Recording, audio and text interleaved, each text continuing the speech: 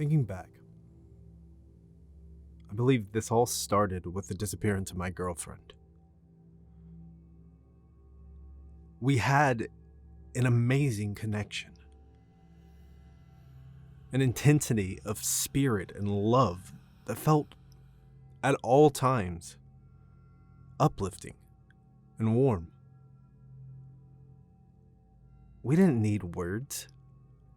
We simply existed in a state of bonded happiness. I thought that maybe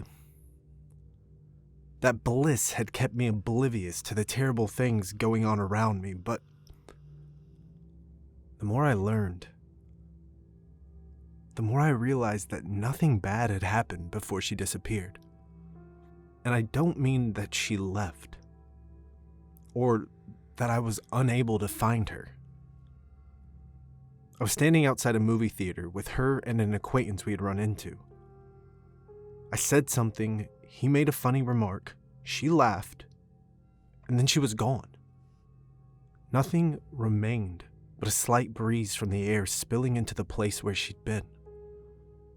The expression on my friend's face slowly dropped as he saw mine. This wasn't a joke, prank, or trick.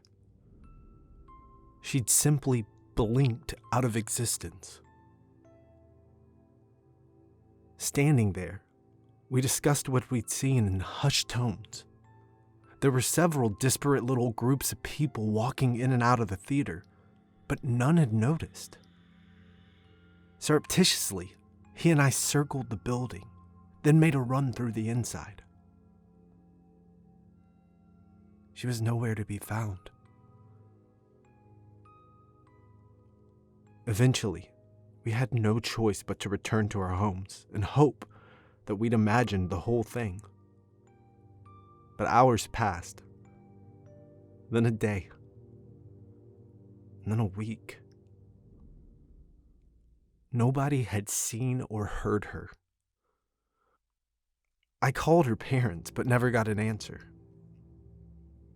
I went around to their place, which I vaguely remembered from a holiday visit at some time in the past. Peering in the windows, I saw the dining room that I remembered, replete with furniture and settings, but the rest of the house was completely empty. Had they moved out? If so, why was the dining room still furnished? I looked around for a passerby, but the quiet suburban street sat desolate and lonely. I went by her work next.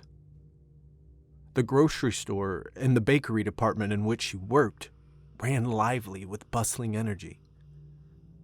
I watched random strangers picking out fruit and vegetables in the produce section, oddly relieved to be surrounded by life again. The streets of our hometown had been feeling increasingly deserted, but I'd only truly recognized that creeping sense of isolation once it had been lifted.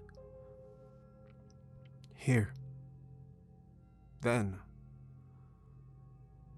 everything was fine. Life was proceeding as normal, save for the absence of my girlfriend. As I'd feared, none of her coworkers had seen her. Beginning to grasp at straws, I headed for my work, hoping that maybe she'd called and asked for me. I arrived there already uneasy. I recognized the building, certainly, but the area had the same vague aura of quiet emptiness that had surrounded her parents' house. With a dark pit tightening in my stomach, I peered into the front windows. Oh! I shook my head and laughed quietly at myself. It must have been the weekend. Of course nobody was there. The front desk sat within, along with all of the pictures on the walls I remembered. Pulling out my key card, I accessed the side door, intent on checking my work phone messages. if she'd called. Everything beyond the reception area was empty. Blank white walls stretched off into gloomy darkness. I couldn't understand it. I'd just met her here the other day, right here by the front desk. Where had my job gone? My cubicle, my coworkers? I tried to recall them, tried to retrace their faces and personalities. But I succeeded only in summoning hollow impressions and choppy experiences that felt incomplete and secondhand. Returning to the outside of the building, I stood in a daze, unsure what to do next. While I stood there staring absently across the parking lot, I noticed a shimmer. The opposite building across the lot began blurring, wavering, and then it vanished. For some reason, I ran toward the phenomenon rather than away from it. I had to see something, touch something for myself.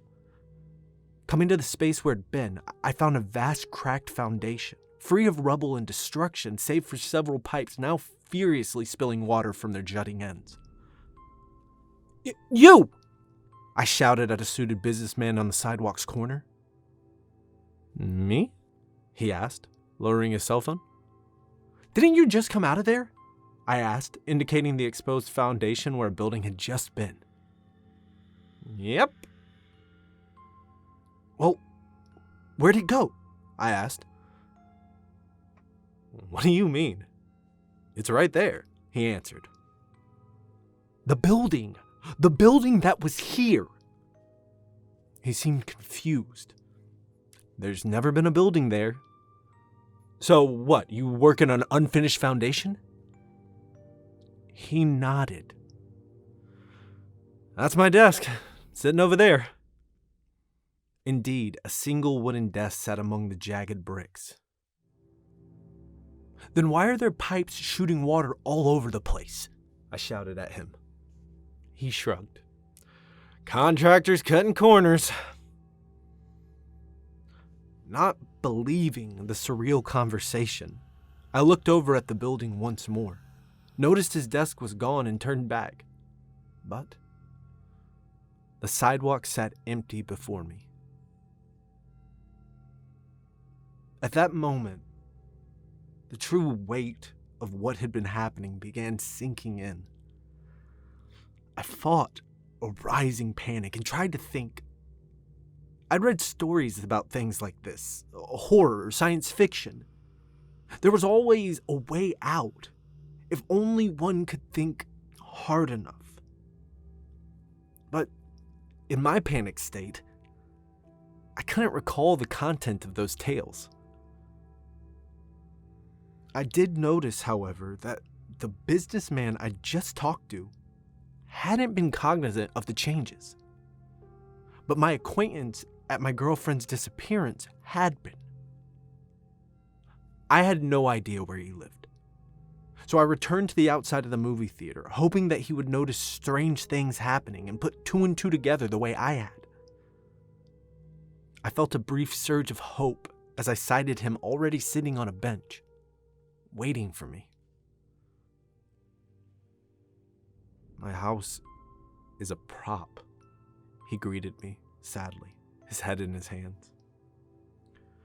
The people I know, if they haven't already vanished, seem only shadows of their former selves. It's like the memories and experiences are blinking right out of their heads, the same way buildings and streets are. Does anyone else notice? I asked him, sitting next to him on the bench. I chose not to comment on his overly loud despair and uneven tone. I talked to one guy who remained convinced nothing weird was going on, right up until he disappeared too. He shook his head slowly. For a time, we sat in silence, thinking. Just thinking.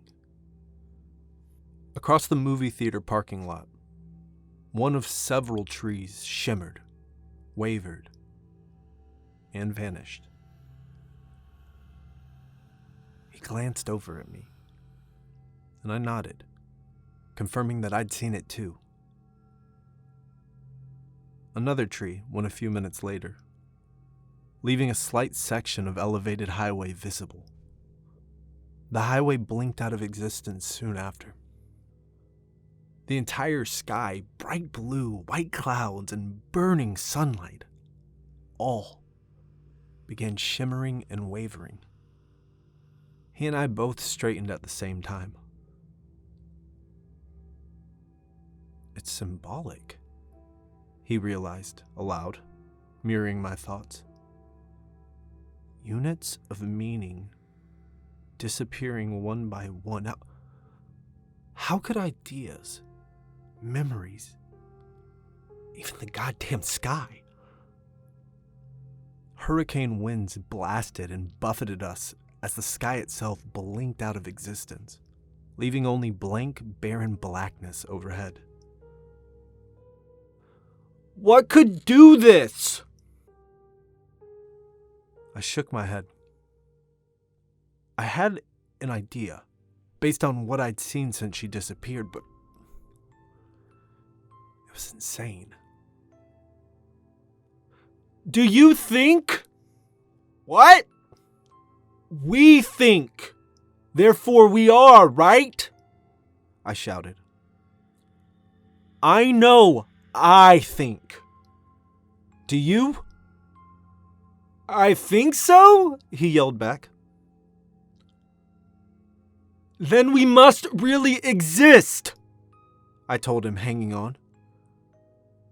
That means there's hope. No more remained to be said. We clung to that bench for dear life as trees, cars, buildings, even the parking lot and movie theater itself flung off into the void, shimmering, waving, and vanishing as they went. Once the air ran out, we began suffocating. But thankfully, about 15 seconds later, the concept of breathing went too. In muted, horrified relief, we sat like sentient corpses on an aging wooden bench on a small circle of sidewalk. All that remained of the universe. Come on. Please, I said without breath, without words. We had some time left. It wasn't quite the end. She appeared with a few minutes to spare. In the exact spot that she'd vanished, my girlfriend blinked back into existence, her arrival bringing a massive wave of restoration. A split-second sphere of ideation and creation brought everything we'd known back in one roaring moment. Running up to her through the dying breezes of renewal, I grabbed her by the shoulders. You're back. She smiled. I can't believe it. I got back. How long were you gone?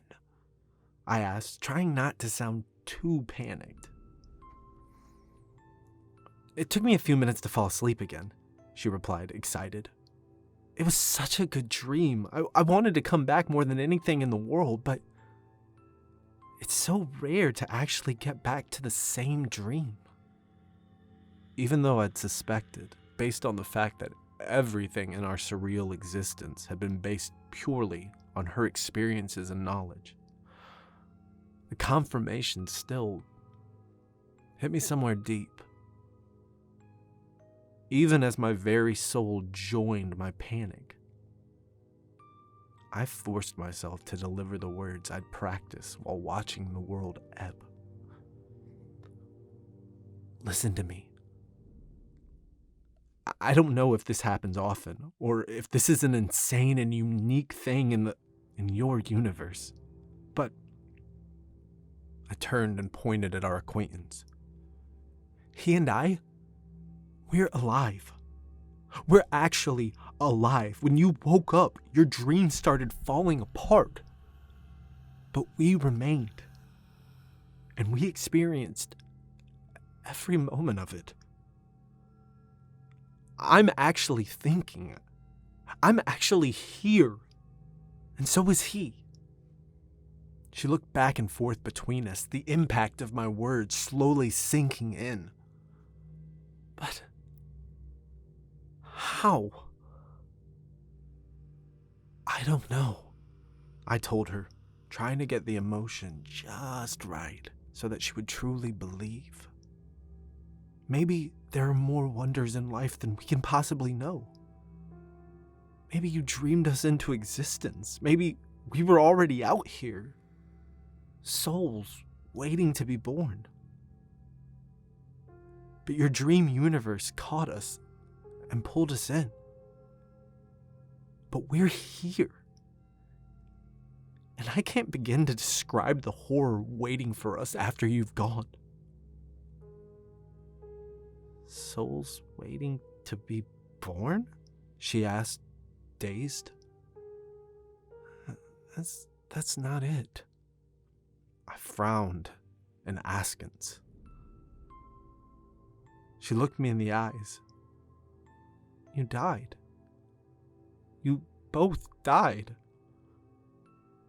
That's why I was so happy to dream about you, to be with you again. Oh. Despair settled across my shoulders and I slumped.